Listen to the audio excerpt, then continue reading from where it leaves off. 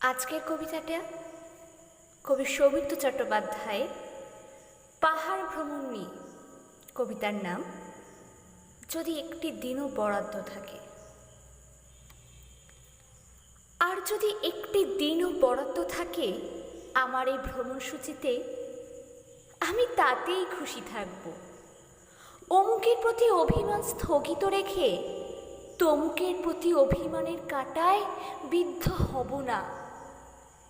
এখানে প্রান্তরের বুকের কাছ থেকেই নীল পাহাড় শুরু হয়ে গেছে। আমি এই শৈলশিখরের জীবনযাপন কিছুই জানি না, শুধু জানি মাঝে মাঝে মেঘ ঢেকে দেয় পাহাড়। তবু যদি পাহাড় ঢাকতে থাকে, এ পথেই আমাকে চড়াই ভাঙতে হয়। তবে তো থেমে যাওয়ার এখতিয়ার নেই। যদি আর একটি দিনও আমার জন্য বরাদ্দ থাকে, তবে শ্রান্ত হয়ে ভাবতে বসবো না সব সংকট অমীমাংসিত রয়ে গেল কিনা। পাহাড় আমাকে ডাকছে। সমভূমিতে দাঁড়িয়ে যারা খুনিদের ক্ষমা করছে, আর আমি তাদের সঙ্গে থাকতে পারবো না।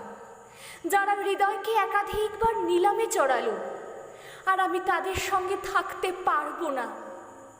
যদি একটি দিনও বরাদ্দ থাকে পাহাড় চূড়ার দিকে হেঁটে যাওয়ার জন্যে, আমি আকাশ পাড়ি দেওয়া পাখির স্বপ্নটুকু একবার ছুঁতে চাইব।